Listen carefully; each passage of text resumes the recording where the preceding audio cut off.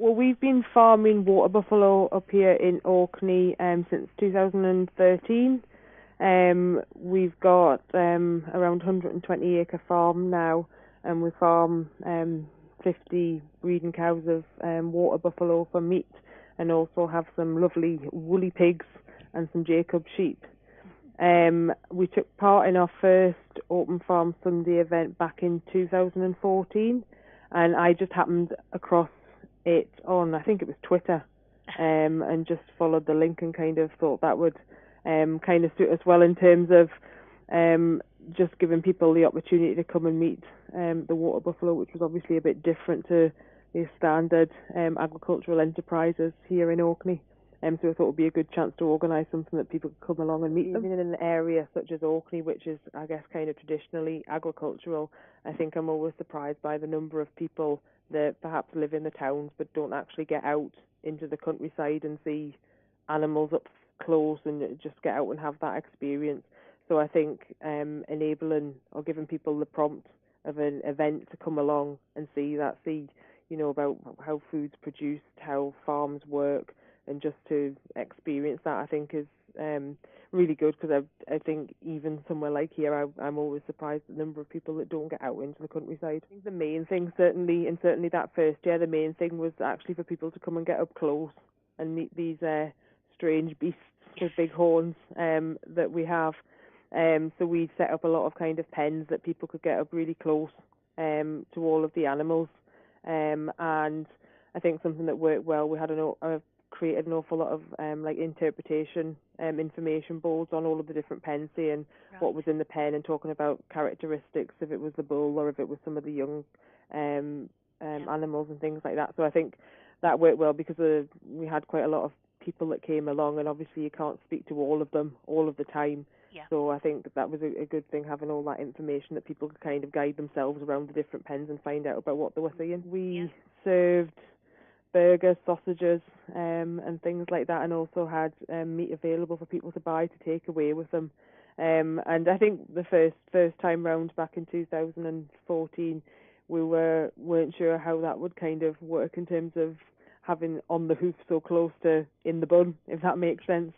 But we've certainly found that I think people appreciate seeing the farming side of things and seeing how we're farming the animals.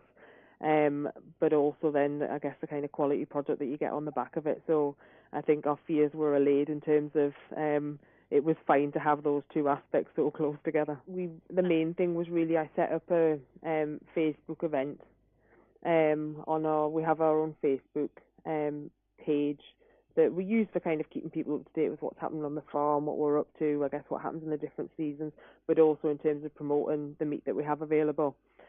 So I created a Facebook event and obviously shared that to Twitter and Instagram as well. And I guess we could kind of keep up to date with who was coming along. So we had some craft producers came along and had their products available for people to look at and buy as well. But also we're able to highlight the activities that would be available on the day and what people could see and do. And from that event, you then get people kind of signing up, either interested in the event or to come along to the event. And then because they're signed up, they kind of get the updates as we feed them through. And it also means they then share it, and they share it with their friends, and it just kind of spirals.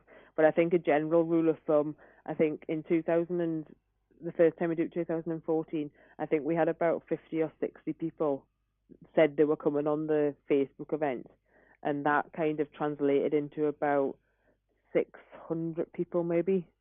And then we didn't do Open Farm Sunday in 2015. We're intending to do it, but the summer here was a complete washout, and the fields just weren't dry enough to take it. But we did it again last year, which was a much nicer summer. And I think we had about 70, 80 people signed up on Facebook to say they were coming. And again, that translated into about 700 or 800 people. So don't believe the number on Facebook. There's always a multiplier effect. I think you need to be honest that there's a lot of time and effort goes into it. It's a lot of hard work.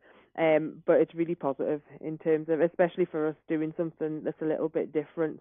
And a lot of our businesses and efforts focused on selling our product direct to customers. So building up that opportunity to kind of interact with our customers and our potential customers was really positive for us in terms of raising awareness of what we were doing.